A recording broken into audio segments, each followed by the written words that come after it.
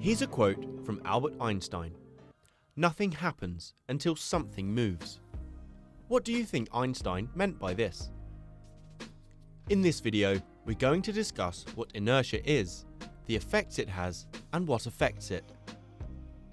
Inertia is the resistance to a change in motion. So an object at rest remains at rest, and an object in motion remains in motion with the same velocity, unless acted upon by an unbalanced force. Inertia is why you feel a jerk as the brakes are applied in a car or a bus. Your body tries to continue moving forward, but your seatbelt, which is attached to the slowing car, applies the force that also slows you down. Inertia is the resistance to the change in velocity. We can demonstrate inertia using the following experiment. You will need a glass or a cup of water, a coin, and a piece of card. When the card is pulled, the coin falls into the glass. This is because the inertia of the coin maintains its state at rest, and as long as the friction between the card and the coin is not too high, it falls into the glass due to gravity. It's also why the plates stay in place when the magician pulls the tablecloth away. The inertia of an object depends on its mass. More mass means more inertia. A greater resultant force will be needed to change the motion of an object with a high inertia. For example, which of these trolleys will require a greater force to start or stop it moving, or indeed to change its direction of motion? That's right, the trolley with the greater mass will require the greater force.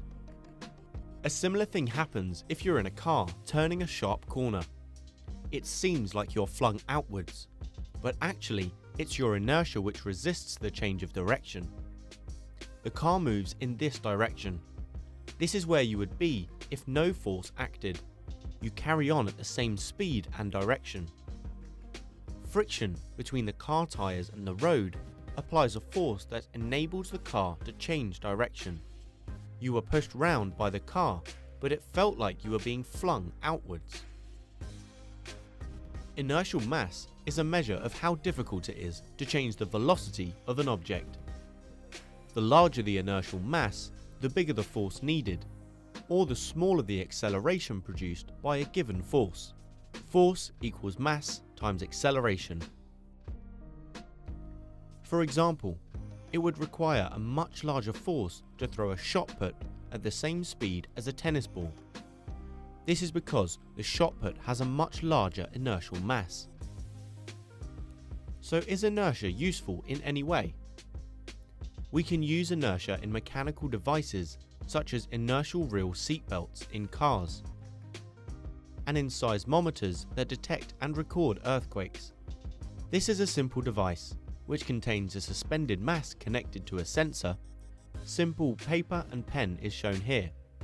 When there is a tremor in one horizontal plane, in this example, the entire case and the attached paper will move to and fro, but the large mass, due to its inertia, will not.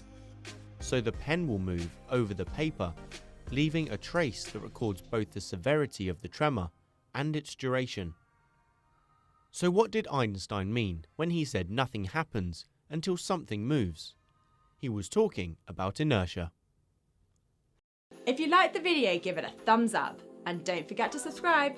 Comment below if you have any questions. Why not check out our FuseSchool app as well? Until next time.